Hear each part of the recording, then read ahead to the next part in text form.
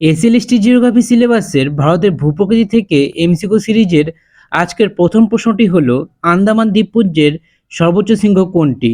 Option A কার্নিকোবর, option B ডায়াবল Singh, option C saddle Singh, option D কোনোটিই নয়।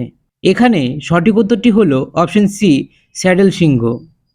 দ্বিতীয় প্রশ্নটি হল গারো, খাসি ও নাগা পাহাড় কোথায় অবস্থিত?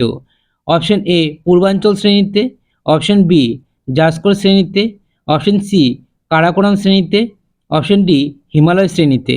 এখানে সঠিক উত্তরটি হল অপশন এ পূর্বাঞ্চল শ্রেণীতে।